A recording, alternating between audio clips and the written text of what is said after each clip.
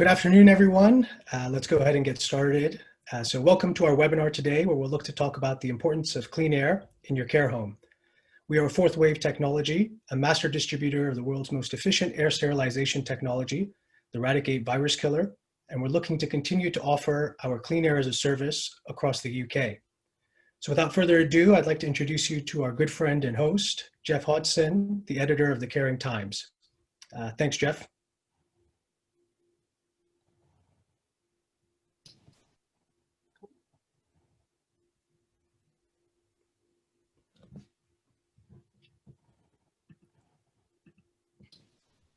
Can you hear me, everybody?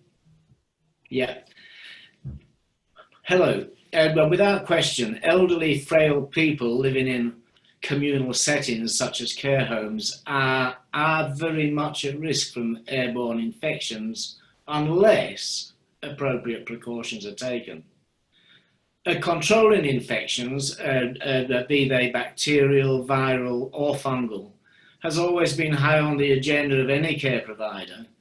But now, with the ongoing scourge of COVID-19, the possible impact of winter flu, infection control is very much at the forefront of all care providers' consciousness. How do they keep their residents and staff as safe as they possibly can, and yet at the same time deliver close personal care and maintain the psychological well-being of their residents? How do they arrange safe family visits? Which is very important, because it's well established that elderly people with dementia, if they are denied human contact, their condition will progress more rapidly than otherwise. But there is also a commercial imperative.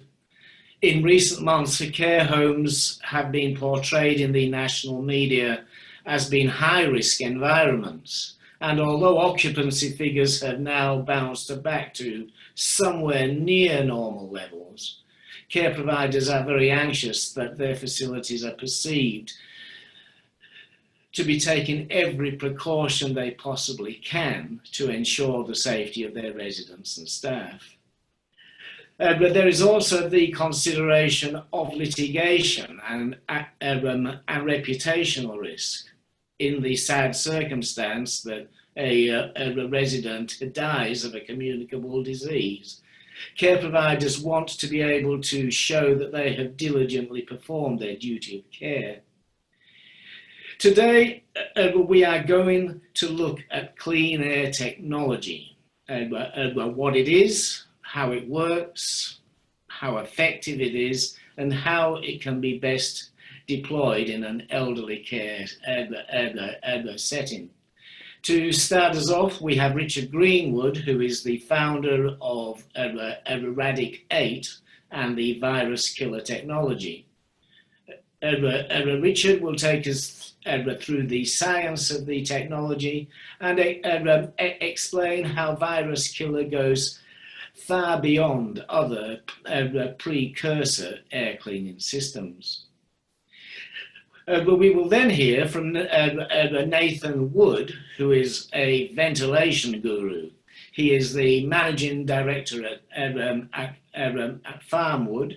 He is also chair of the BESA Wellbeing in Buildings Group, as well as being the chair of the GCP Europe Indoor Environment Air Quality Task Force.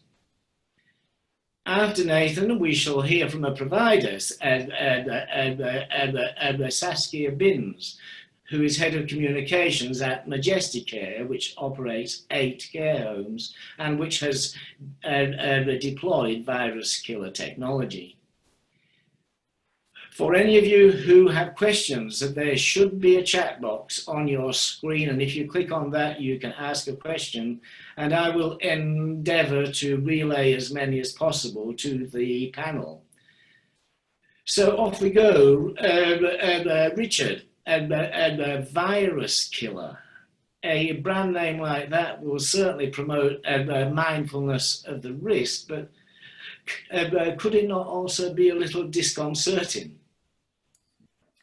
I think, hello everybody, I'm Richard Greenwood, founder of Radicand. And in answer to that question, if you'd have asked me 6 months ago, I'd have said yes.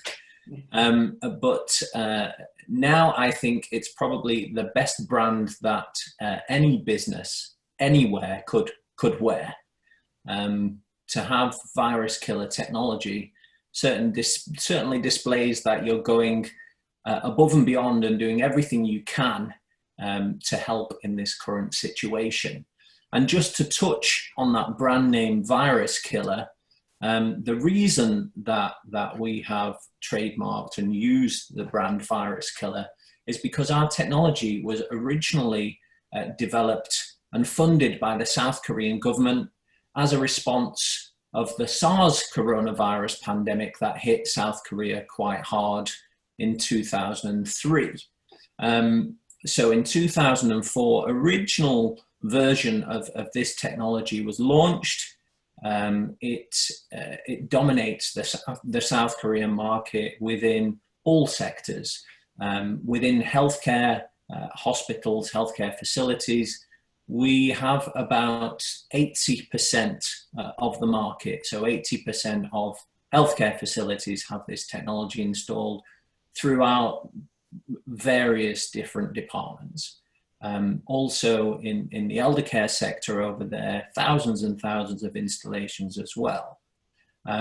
So quite interestingly, I think we can confidently say that this is the only technology, let alone clean air technology, that was developed as a direct result of coronavirus, albeit SARS coronavirus back in 2004. I'm going to share my screen with you. I've got a little bit of a presentation to go over. I want to touch on air within the elder care situation and care homes. I'm then going to talk a little bit about technology, clean air technology, and then what the Radicand technology is and what its unique elements are. So allow me to share my screen. One moment. There we go, and I shall put this on top. So as I mentioned, VIRUSKILLER, the best brand any business can wear at the moment. We're going to talk a little bit about indoor air quality in the care homes. I've spent a bit of time within care homes, reviewing them, looking at the sector with regards to clean air technology, and also recently, as my mum still works in a care home, deploying a lot of Radicand technology there, pre-COVID and also during these times. So quite typically, problems for air within this sector: lack of fresh air. Elderly tend to spend 20+ hours per day inside. You all know how much time your residents will spend indoors. Tend to like warm air and not necessarily ventilate with windows open, certainly within bedrooms. Proper ventilation, air treatment. So my experience as well within this sector can be that there's quite high VOCs. VOCs can come from anything that is being used with regards to cleaning the rooms, to cleaning bodies, and also trying to deal with odors. Quite typically can create high VOCs when this is done with trying to mask odors. My pet hate is air fresheners. They are the worst thing ever invented for air pollution. But I won't get into that because we won't talk about anything else. So unhealthy air, it greatly increases the risk of infection. We're learning with COVID right now how important ventilation is. My friend Nathan Wood will talk about this afterwards. And other things that we can do without having very expensive ventilation systems put in. The real expense of ventilation systems is heating up air that you're bringing in from outside or cooling it down within that matter. So a combination of ventilation and what else we can do, and we'll get onto that with Radicand. And also in this sector, we also just mentioned odors. So as opposed to trying to mask odors, why don't we neutralize them? Why don't we take the odors, put them through some technology that destroys any odor particles within that? Looking at pre-COVID, the underlying causes of death in care homes, well, although we've highlighted flu, pneumonia, bacterial and viral related deaths, dementia, all of these stated here have a direct result of air. So we know, and there's constant studies coming out, how air will increase all types of these diseases and certainly lead to types of death. Some very interesting studies that have come out to do with ultrafine particles, dementia and Alzheimer's recently, but we're constantly learning that what we are breathing has a direct result on our health. At this moment in time, during COVID, we need to obviously do whatever we can to limit cross-contamination of this virus and other virus getting into flu season, but the air has a direct result and impact on all types of disease. Most at risk from COVID-19, I don't know if you've seen any of these statistics, but between 42% and 57% of COVID-19 deaths, Italy, Spain, France, Belgium, Ireland, US, have been within elder care. So by far the most at risk of COVID-19. Indoor air sanitization that effectively kills viruses and other air contaminants can greatly reduce cross-contamination. And let's look at how. So there are 4 disease transmission routes: direct contact, indirect contact, droplet, and airborne. And really, when I launched Radicand in the UK, beginning of 2017, we started really banging the drum in the West, not just UK, in the West, about droplet and airborne disease transmission routes.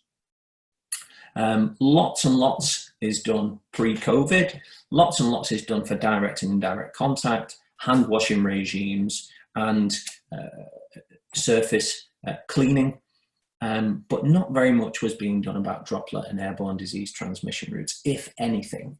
You know, there's filters within ventilation systems in hospitals, that's about it. And our banging the drum within the West, a lot of the time we met with deaf ears, because people thought we have to spend money on something that we don't necessarily have to do right now. But the reality is that the air has a direct result on all disease transmission routes. We conducted a very interesting study a couple of months ago at an EPA registered laboratory in Canada on COVID-19, where we wanted to see how much having the Radicand technology running within a lab reduces surface contamination. We know what it does in the air, but how much does it reduce surface contamination? Because the reality to surface contamination is, unless you're cleaning 24 hours a day, in between those periods of cleaning, the surfaces and objects can quickly become contaminated with a virus. So to have active real-time protection, we wanted to see how much we could reduce surface contamination with Radicand running. And we achieved over 99% reduction in surface contamination. And the reason for this is because we stopped surface settlement. So I'm going to talk a little bit in this about airflow and the importance of controlling airflow. And the test results in Canada were an absolute prime indication that if you control the flow of air, and you stop settlement, well, you can reduce surface contamination by over 99%, which is a huge, huge result. So 4 main disease transmission routes, and droplet and airborne need to be taken more seriously, and anything to do with the air has a direct result on all disease transmission routes. So my hope for something good to come out of this situation is that we increase our infection prevention and control methods and strategies, and we bring in the control of air.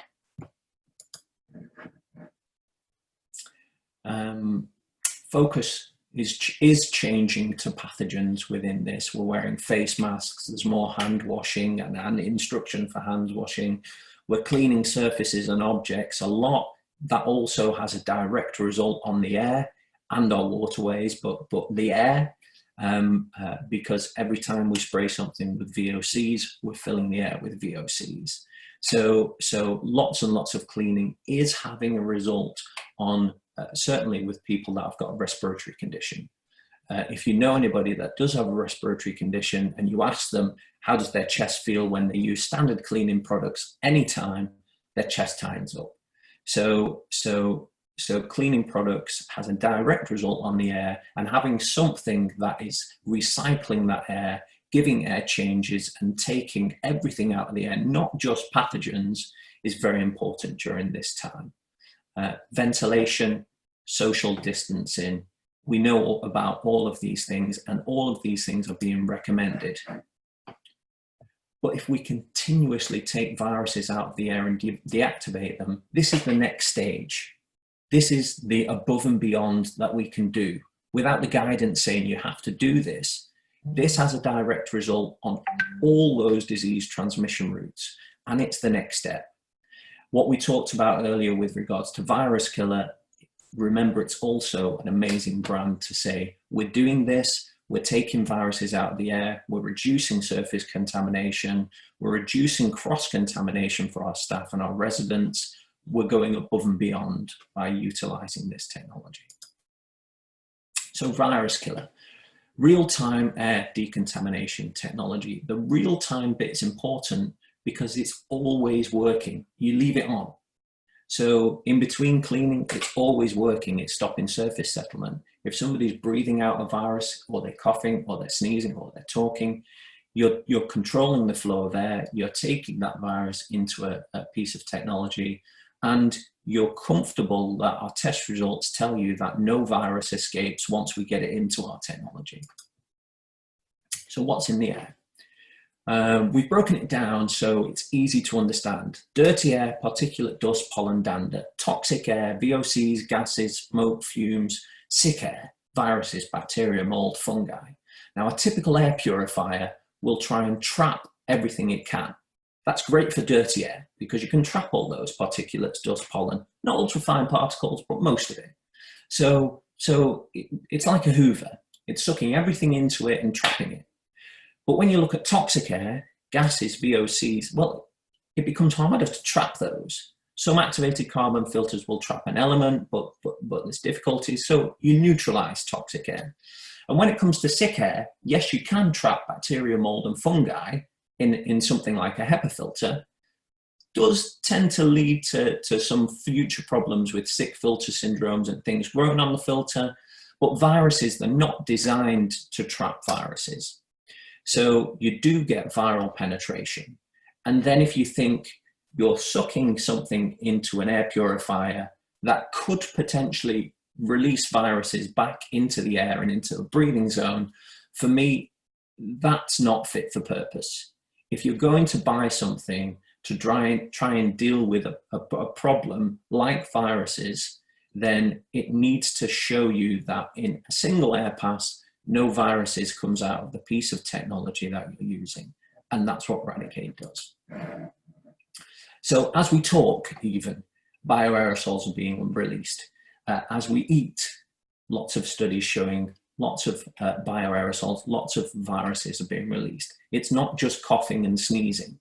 The rest on here can show a single sneeze, 40,000 pathogenic droplets, 3 to 16 hours of airborne time when they are aerosolized droplets. So the challenge is to capture these bioaerosols before they get inhaled or land on any surfaces. Two things that are needed for that. Firstly, we have to control the flow of air. So that's airflow engineering that we have to look at within our clean air technologies. How does the air flow in a room? How do we take it out of the breathing zone? How do we then get it to a piece of our clean air technology? And then how do we kill any of those pathogens in the air before we release clean air back into the breathing zone? That's the key difference. There's 2 points there. One is controlling the flow of air. Two is a single air pass kill rate of viruses. Those are the unique selling points of Radicand. Purification, as we mentioned, tries to trap everything. A certain amount of toxic air and dirty air, that's what that's good for. So air purifiers definitely have their place in the market, but that place isn't for dealing with viruses. We look at the inside of one of our units. This is a VK Medi, one of our large units. You see at the bottom, lots of filters, then a fan. That is an air purifier. Above that, you'll see our reactor chamber. Now, the reactor chamber is the science to the Radicand technology. It's the heart of the virus killer. And if you, as we do within our technology, take air through a powerful fan and push it past something that is trying to neutralize gases or destroy or neutralize really viruses and bacteria, then our reactor chamber has to work very quickly because you've got a small resonance time there of that air. So our patented technology really, firstly, we amplify the amount of ultraviolet radiation, staged UV lights within the chamber, and then we put it in a reflective chamber. So we amplify the power of those UV lights many, many times. So you get more ultraviolet radiation. We use something called titanium dioxide, and the combination of ultraviolet light and titanium dioxide creates a radical, hydroxyl radicals. Unlike ozone, hydroxyl radicals last a split second. So nothing is emitted from the chamber. All the reaction happens within the chamber. And so we don't release ozone, we don't release anything into the environment. So it's totally safe in all indoor environments. Hydroxyl radicals are the most oxidative agent on the planet. So they will oxidize anything going through that chamber. And then the ultraviolet radiation will break the RNA of viruses or the DNA of bacteria. So we have multiple stage UV lights and lots of these titanium dioxide coated filters. The combination is a chamber that's full of UV radiation and oxidization from the PCO process. And that really is our patent. It's very, very different to saying there's a UV light in an air purifier because it just won't work. You're pushing the air past it too quickly. So our chambers are the same in all of our technology. They're just sized to deal with the amount of airflow that's going through that technology. This is our patent and what we've been using since 2004 and now have over 370,000 commercial installations of. So this just shows you airborne viruses go into our technology, clean, virus-free air comes out. In an air purifier, airborne viruses go in and some of those will come out. So some are trapped within the filter, but you are releasing some. And really going back to this single air pass. So the difference between an air purifier and Radicand technology, it is a single air pass to deactivate any viruses that come through there. Multiple air passes it takes for an air purifier, which if you're releasing viruses into the breathing zone, you can then infect people and it's a source of cross-contamination. So two big takeaways. One, controlling the flow of air. With Radicand, you will get somebody that advises you, this is the piece of technology that is best for this environment or for this room. Number two, this is best where to place that technology within that space so we control the flow of air. And within that single air pass, then once we get the air into that piece of technology, we know that no virus is escaping. And that's all from me. I hope you found that useful. Happy to answer any questions in the Q&A, and back over to you, Jeff. Let me stop my screen share. Okay, thank you very much, Richard. We are going to cross over to Nathan Wood now, who I believe is going to talk about airflow and where the Radic 8 technology is best deployed in elderly care settings in terms of size of units and where they are best placed. Okay, Nathan? Lovely, thank you, Jeff. Yeah, thanks everybody. It's really interesting. The more I watch Richard's slides, I sort of take on new thoughts and processes about what to bring forward to these presentations. And I think it's key that people do take on the issues surrounding air pollution indoors. There's lots of rules and regulations, World Health Organization guidelines, EU guidelines, discussing the importance and the threshold limits surrounding air quality outside. However, it's really difficult to bring that enforcement inside. The air outside can be heavily polluted. We know it's heavily polluted. We can see it. You know, buses come past, big lorries, older vans. You know, you can see the fumes belching out of the back of them. What a lot of people don't take on board is that the air inside our buildings can be 5 to 10, even 100 times higher than that of outside air pollution. It's just made up of different air pollutants. So when Richard was talking about ultrafine particles, there's a really interesting study, I believe it was carried out in the Netherlands, whereby scientists had human volunteers and some not so volunteering rats, and they exposed them both to breathing in 15 minutes of ultrafine particles of gold. And then they took blood and urine from both subjects. Unfortunately, the mice didn't last so long, and they were looked into a bit more closely. And the ultrafine particles of gold, after a 15-minute exposure, was still found in the human's urine and their blood up to 3 months after a single 15-minute exposure. When they looked closer into the mice, they found that the particles of gold had travelled to every single part of their body because it's in the bloodstream. So as Richard quite rightly said, when we are looking at issues surrounding Alzheimer's, there is a direct link between indoor air pollution and Alzheimer's. So we're not just talking about COPD, asthma, and breathing and respiratory issues. So my niche is ventilation, and I've been in the ventilation game for 18 years, and certainly for the last 5 or 6 years, there's been a lot of interest changing from just ventilation and guidelines to more of the sort of fluffy stuff, the well-being that people talk about. And the introduction to indoor air quality, rather than your buildings just looking nice and feeling nice, it's their environment and what effects they have on the people inhabiting those environments. So a few of us have touched on duty of care and health and safety, and certainly within the care home environment, that is paramount. More often, the issues that we are looking to address, you can see them, they're visual, you know, slips, trips, falls, you know, stairs, handrails, disability aids. When we're talking about the quality of air, it's not tangible. You know, you can't walk into a room other than it feeling too hot or too cold in terms of thermal comfort.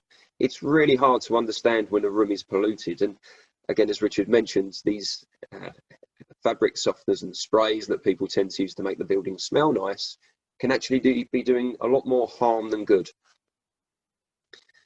So we can't see the problem. And unfortunately, the problem that we're talking about at the moment in terms of viruses are coming from the very people that you want into the care, in the care homes. from your staff, from visitors, from the actual residents that are, rather than being contained in their rooms, would then potentially be able to go into communal areas. And it's that part of the human interaction, as you quite rightly said, Jeff, that's vital that we're able to continue with. So yes, air purification's been around for a long time. It's the clean air technology that really, really does answer today's problems. The main function that makes the system work is the airflow, how the air flows within a room, within an environment. So then you're able to create the ideal laminar flow to ensure that if there is any potential virus or air pollution in that room, it makes its way into that system and it doesn't make its way back out again. And this is the key part. It's that single air pass technology. What goes in doesn't come out. Anything that does come out is perfectly safe for that environment. So certainly, with the systems that Radicand offer, there are various different types depending on the size of the room, the location that you would need to put them. There's personal devices, portable devices even. All of these systems I use in-house with my own team. We've got them in our vehicles, we use them at home as well. But the key point is the location. There's very little point having the highest certified clean air tech and then just putting it in the corner of the room.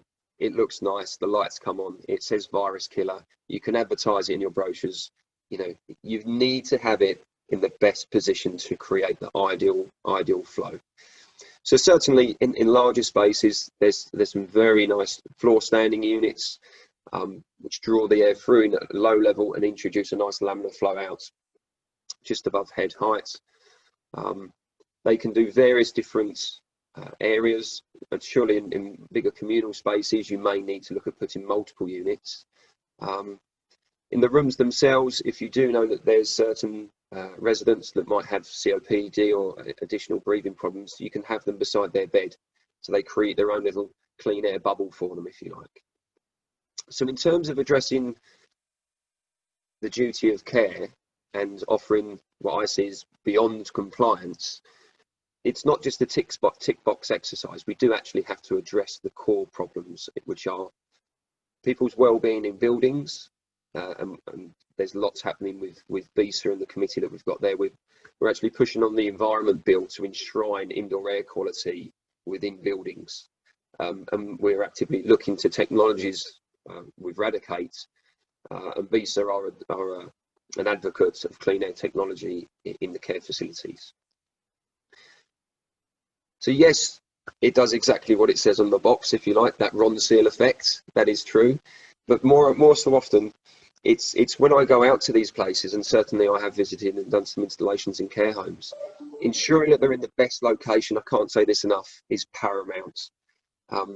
If the function or the layout of the room changes, you may have to address that as well. But certainly with the floor standing, the wall mounted, the personal devices as well, it does cover all eventualities. For myself and what we've used with our team, a few of the girls in the office do have asthma, and from time to time we did find that they would have little spikes whilst they was at work. We monitor pump usage. We're well into our clean air, a bit of a clean air geek, as it's put across. Now, Richard, a clean air snob? I think we've used before as well. Yeah, air snobs. Air snobs, yeah. I quite like that one. I'll take that one. So we monitor people's asthma pump usage and everything else, and without question, we found that changing our cleaning products and the introduction of the clean air technology reduced their usage.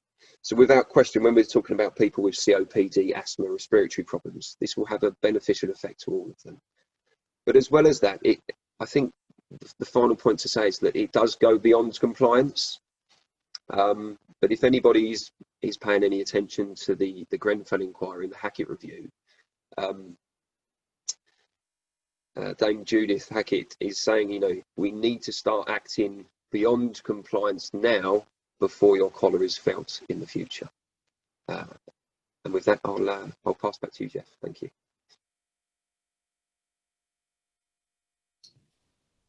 Okay, thanks, Nathan.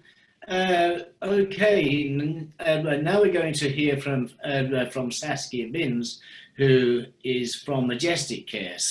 So hopefully Saskia can give us a provider's perspective on this technology. Saskia, can you tell us a bit about the history? What made you install the virus killer technology? Was it a smooth process? And do you feel that it is doing the job for you? I think the thing about Majestic Air is we've always wanted to be at the forefront of innovation and technology, and we work tirelessly, and our chairman works tirelessly to make sure that he is and keeps us at that stage. When it all sort of started to happen, sort of March, April time, we started to look at the big units, and then developed the research. Well, as the research developed and became more apparent, we started looking at the smaller units. We now have them installed across all of our homes. We have indoor visiting rooms within some of our newer homes, and we have them in there. They are, I think what's really nice, especially coming from the luxury care home, is that they are small, compact, and they're so unobtrusive to the room. You know, I've worked in a meeting room, a very small meeting room with one other person with them in there, and they're just like a small unit. They look very nice. You can brand them. And having that extra security and that reassurance that the air is being filtered, and despite having all the masks on and everything like that, you know, that it's really nice to have that added reassurance, and particularly so within our indoor visiting room. So the family will come, and they don't actually enter the home, but they come in through the car park into a lovely room with sort of glass partitions, and there's always one in there. And because we only have 2 members from the same household at any one time, that just keeps that air purified, and it just has that added value, that added benefit, and that added extra bit of reassurance for us, and to be able to promote that to, you know, the people who are coming in as well. It also gives us the option to make sure that we're keeping our staff as safe as possible, which is obviously key. We do have them around residents' rooms within the home as well. So, you know, I think for us, it's making sure that we as a luxury care provider are right at the forefront of technology and how that advances, and, you know, doing that extra bit to make sure, you know, that we're constantly looking at ways that we can promote and improve resident well-being as well as our teams. Oops. In a nutshell. Yeah, okay, thank you very much, Saskia. I have some questions here for, there is one from Yogi Yogendran, and he'd like to understand who will be supporting these devices once they're installed. Are there agreed service level agreements in place with care providers? That's probably for you, Richard. Well, I think probably Naeem. So in the UK, a Fourth Wave are looking after this sector, master distributors for us within this sector. And Naeem, you can comment on what kind of services and support that you have available. Yeah, so we have a whole suite of options, Yogi, and I encourage you to get in touch with us on our website. We can do a free consultation around your space, and we can walk you through those various service options. But we have the full suite, from everything from the installation through to the service and maintenance, and we have existing contracts readily available. So please do get in touch with us, and you know, we can hopefully meet all your needs. Mm-hmm. Thank you. I have another question here.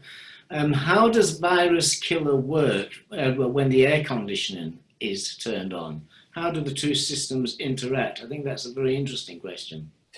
It's a question we get quite a lot. As I said, this originally is the South Korean development.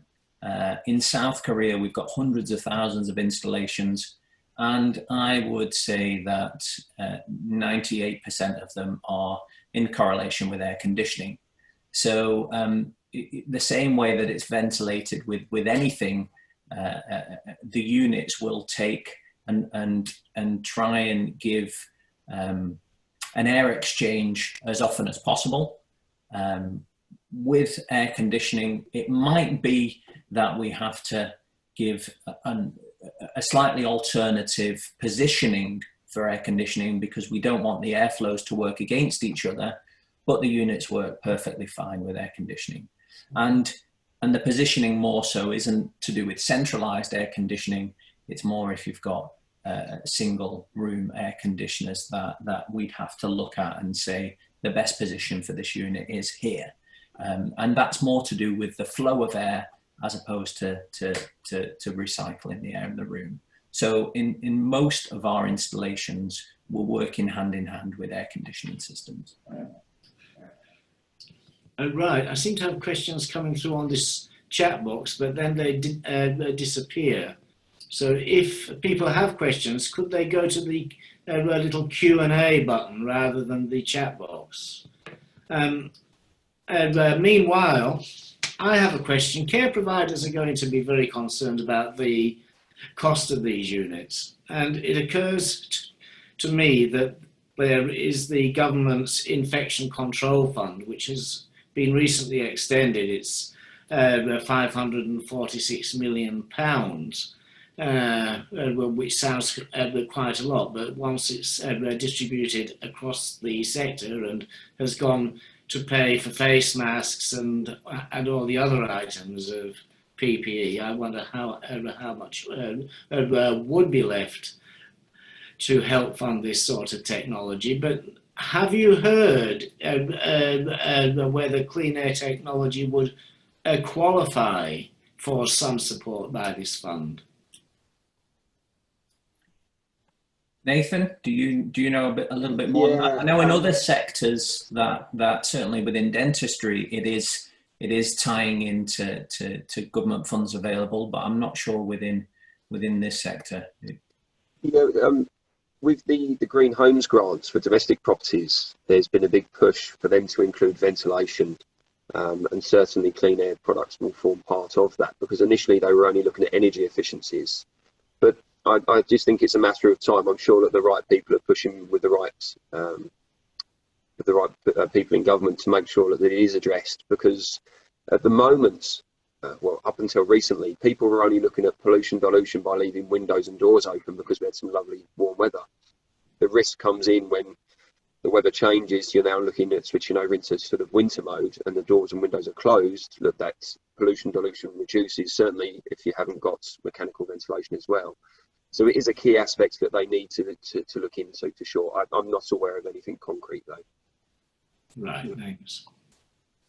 Another question is that in your presentation, we have seen photographs and illustrations of the big tower units, but you have given passing reference to smaller units. Could you expand on that a bit, about the range of units and where one might be used, what would be appropriate for a resident's personal room as against a unit that would be in a corridor, as against a unit that would be in a visitor pod or a communal lounge or something like that? I think the beauty to the range that we've created is that we've looked at all aspects. So it starts with our portable unit, which is Hextio. I've not actually got one in this room, but it stands about 30 centimeters high. It is portable. We can even provide wearable bags with them. It's 12 volt DC powered, so they can be powered in vehicles. We get a lot of people now installing them in vehicles. We're putting a lot in things like Ubers and taxis and places like that. And this unit is perfect for a single bedroom. So it's got a sleep mode setting. On that sleep mode setting, it's very quiet. It works autonomously. So it detects pollution in the air and it can turn the fan up and down as it needs to. Most of our units do that and have that function. And as I said, it's the same technology throughout the range, just sized differently for the amount of air it's pulling in. That then goes up to a VK401, which is a wall-mounted unit. I've just moved into this house, so I've not put it on the wall yet, but you can see it in the background just over there. That's not the position it should be in, not the best advertisement.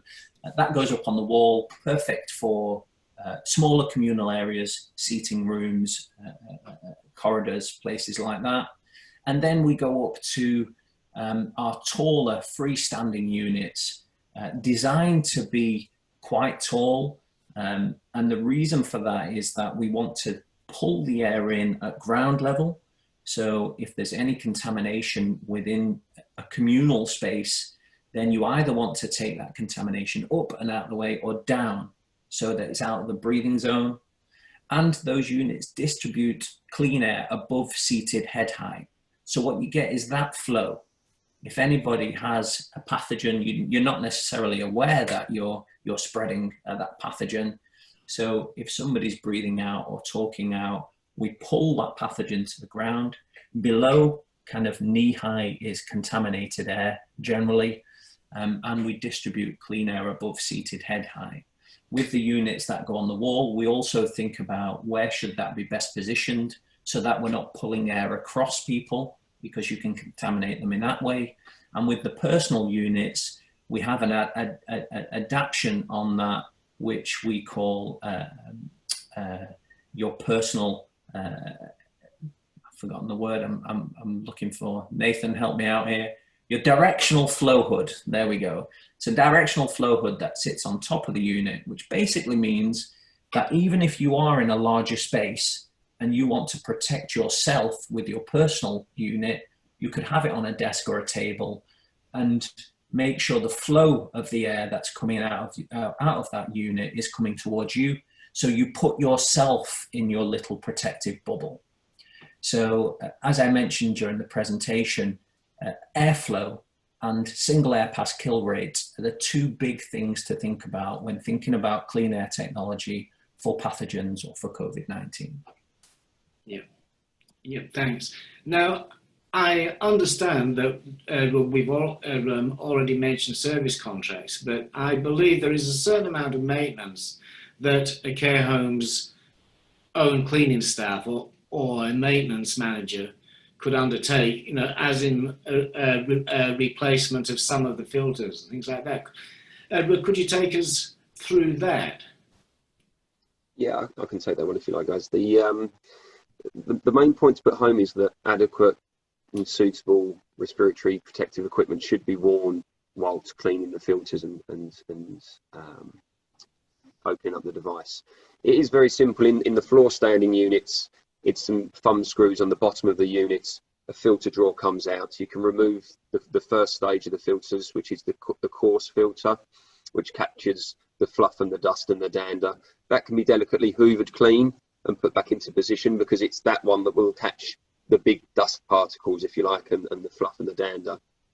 The ones underneath, you will get a visual indication on the HEPA, so you could see the condition of that. But generally, as long as you keep the coarse filter clean, then you're allowing the airflow straight through the unit. You're not going to reduce the function of it anyway.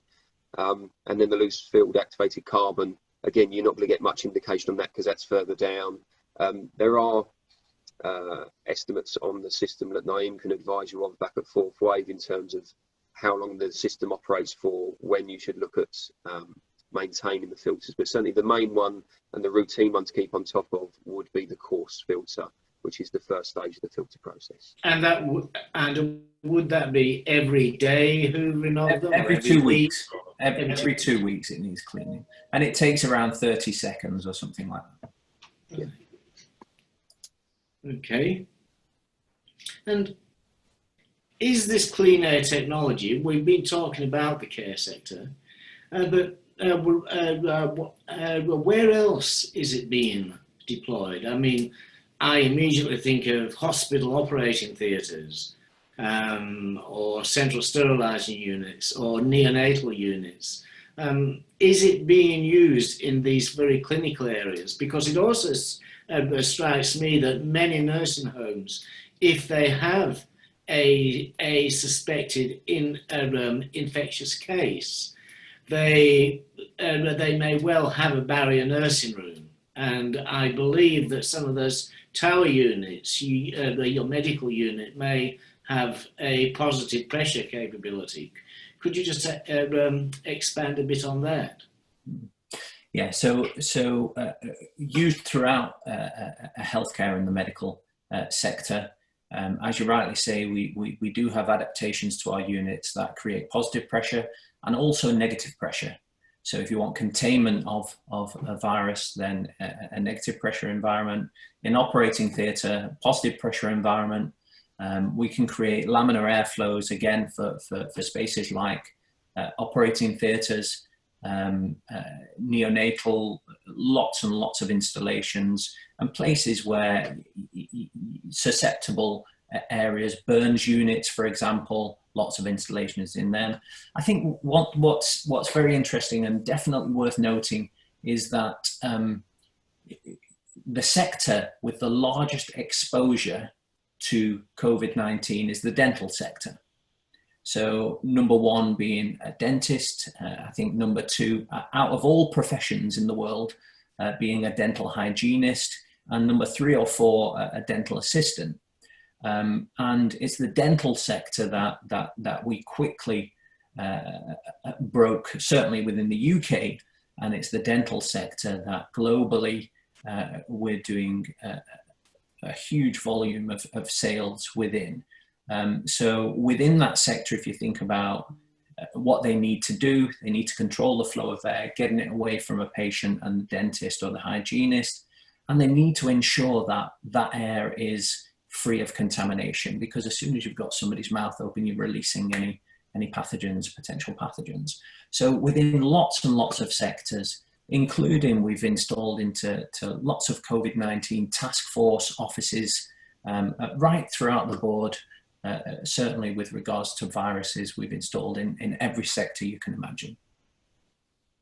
Okay, thanks for that. We have a question from Zaha Meji, a question addressed to Saskia, and he says, Saskia, do you keep the units on all the time in your internal visiting rooms? And how is the unit positioned in relation to the visitors?